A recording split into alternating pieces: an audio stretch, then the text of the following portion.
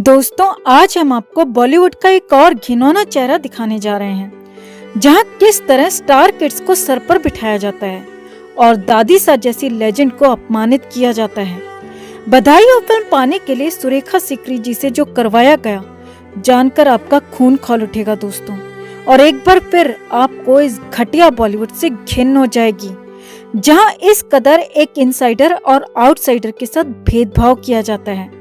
तो अगर आप भी ऐसे घटिया घिनौने बॉलीवुड का बायकॉट करते हैं, इन्हें सबक सिखाना चाहते हैं, सुरेखा सीकरी जी सुशांत जैसे रियल टैलेंट को सराहते हैं, ना कि नेपो किड्स को सर पे बिठाते हैं, तो खबर को लाइक और शेयर कर अपना प्यार और सपोर्ट जरूर दिखाएं।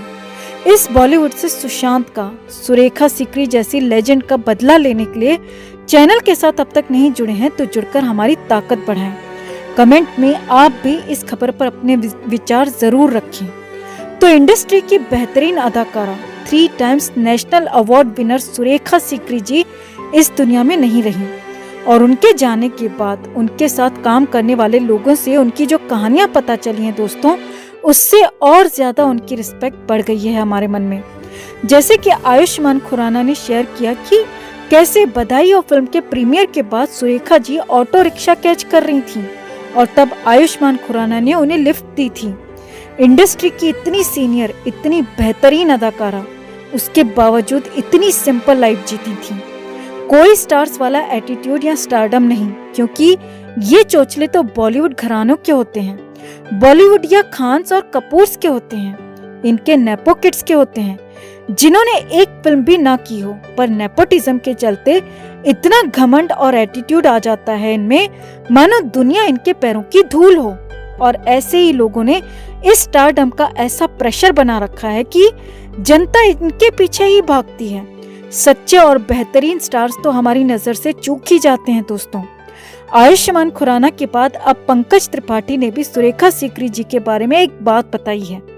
उन्होंने बताया कि कैसे इतने सालों का तजुर्बा होने के बावजूद, इतनी बड़ी लेजेंड होने के बावजूद, जिस फिल्म बधाई हो में उन्होंने काम किया था, उसमें वो सबसे सीनियर थीं और एक्टिंग में सबकी बाप थीं। उसके बावजूद इस फिल्म में काम करने के लिए उन्हें ऑडिशन देना पड़ा था, ठीक वैसे ही जैसे कोई न्यू कमर रोल पाने के लिए देता है। उसके बावजूद सुरेखा जी इतनी प्रोफेशनल थीं कि उन्होंने उसी पैशन के साथ ये ऑडिशन दिया। पंकज त्रिपाठी कहते हैं कि इस तरह की बातें सुनकर दिल टूट जाता है, क्योंकि सुरेखा जी के बारे में मैं अपने एनएसटी के डेज से सुनता आया हूँ, और वो भी तभी लेजेंड थी। उनके एक्टिंग के लेसन्स हमें पढ़ाए जाते थे, जिस तरीके से वो एक्टिंग करती हैं वो प्रोसेस हमें सिखाया जाता था। और आज जब इंडस्ट्री में हम काम करने आते हैं तो हमें पता चलता है कि इतने सीनियर लेजेंड्स का भी उनसे छोटी उम्र के लोग उनका ऑडिशन लेते हैं, और वो डिसाइड करते हैं कि सुरेखा जी इस रोल के लिए फिट हैं या नहीं। एक लुक टेस्ट होता है, उसके लिए अगर ऑडिशन लिया जाता है तो वो मान सकते हैं, लेकिन एक्टिंग का लोहा तो वो ऑलरेडी कई बार मनवा चुकी थी। तो ऐसे में इतने सीनियर कलाकारों के लिए भी जब ऑडिशन के प्रोसेस चेंज नहीं होते हैं, तो फिर क्यों स्टार किड्स के लिए इस इंडस्ट्री में थालियों पर उन्हें उनकी फिल्में सजाकर दे दी जाती हैं? क्यों कहानी जो है उन स्टार्स को दिमाग में रखकर लिखी जाती है? यही तो वो भेदभाव है जिसके चलते सुशांत के साथ भी बेहद अन्याय हुआ। इन दिनों फिल्म इंडस्ट्री में जो कुछ चल रहा है, उससे तो यही लगता है दोस्तों कि सुरेखा सीकरी जी को भी एक्टिंग को बैकएंड पर रख देना चाहिए था, और उन्हें भी पैसे के लालच में कितनी ही फिल्में क्यों ना मिले कर लेनी चाहिए थी। अपना एक प्रोडक्शन हाउस खोलकर अगर वो भी बैठ जाती तो शायद इस तरीके से इस उम्र में भी उन्हें ऑडिशंस नहीं देने पड़ते। आयुष्मान खुराना ने बताया था कि बधाई हो फिल्म के लिए जब आयुष्मान ने सुरेखा सीकरी की तारीफ की थी और कहा था कि मैम आप ही फिल्म की सबसे बड़ी स्टार हैं, तब सुरेखा सीकरी जी ने कहा था कि आई होप इस फिल्म के बाद मुझे और काम मिले।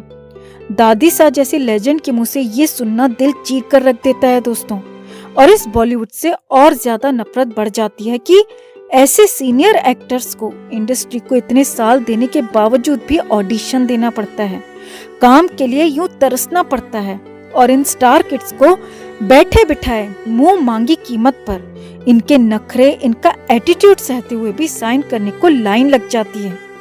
अरे थू है ऐसे बॉलीवुड पर। खैर, ये सब अब तक बहुत चलता आया, मगर सुशांत के जाने के बाद अब जनता की सोच बदल चुकी है। अब वो ऐसे घटिया बॉलीवुड का, नेपोटिज्म का बायकॉट करती है और सिर्फ रियल टैलेंट को ही सराहती है।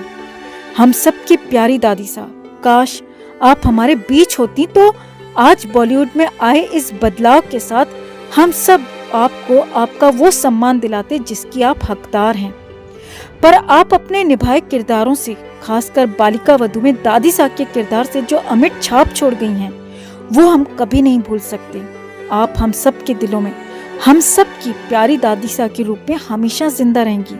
अलविदा दादी साहब। सायरा बानू दिलीप कुमार साहब की फैन थी और जब दिलीप कुमार साहब से उनकी शादी हो गई तो उनके लिए ये एक हसीन सपने की तरह हो गया।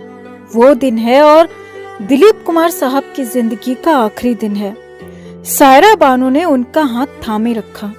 सायरा बानू हमेशा साये की तरह अपने साहब के साथ रहीं। पिछले कुछ समय से दिलीप कुमार साहब बीमार चल रहे थे। वो व्हीलचेयर और बेड पर ही थे और उनकी मेमोरी भी कम हो गई थी। इस दौरान भी सायरा बानू हर वक्त हर पल दिलीप कुमार के साथ बनी रहीं और उनका बस यही काम था कि अपने साहब का ध्यान रखना। एकाएक जब दिलीप साहब की डेथ हो गई तो सायरा बानू ने अपने आप को बहुत संभाला। हॉस्पिटल से एम्बुलेंस में जब उन्हें घर पर ले जाया जा रहा था तब सायरा बानू काफी स्ट्रॉन्ग नजर आईं। लेकिन जैसे ही दिलीप कुमार साहब के आखिरी पल आए, जैसे ही दिलीप कुमार साहब को दफनाने की तैयारी की गई, उस पल सायरा बानू बुरी तरह से टूट पड़ी और दिलीप कुमार साहब को आखिरी अलविदा कहने से पहले सायरा बानू ने उनके बाल बनाए, उनसे गले लगी और उन्होंने दिलीप साहब को एक आखिरी किस भी दिया। जी हाँ, सायरा बानू और दिलीप कुमार के इन आखिरी पलों की ये पिक्चर्स काफी वायरल हो रही हैं। जो कोई ये पिक्चर्स देख रहा है, इन पिक्चर्स में दिख रहे इमोशन से हर किसी की आंखों में आंसू आ रहे हैं और जिस तरह से सायरा बानू इन पिक्चर्स में अपने साहब को आखिरी अलविदा कह रही हैं, वो वाकई में बहुत दर्द भरा है। जिस वक्त दिलीप कुमार साहब थे तब भी सायरा बानू ने इंडस्ट्री में इंटरव्यूज के दौरान कहा था कि वो सोच भी नहीं सकती हैं कि दिलीप कुमार साहब के बिना वो कैसे रहेंगी और दिलीप कुमार साहब के बिना वो कभी जी ही नहीं पाएंगी। सायरा बानू शुरुआत से ही दिलीप कुमार साहब की एक डेडिकेटेड वाइफ बनकर रहीं। उन्होंने दिलीप कुमार साहब का बहुत अच्छे से ध्यान रखा। डेथ से कुछ समय पहले जब दिलीप कुमार साहब को हॉस्पिटल में एडमिट करवाया गया था तब भी सायरा बानू ने मीडिया से बात की। उस दिन भी सायरा बानू दिलीप कुमार साहब से झुककर उन्हें कुछ कह रही थीं।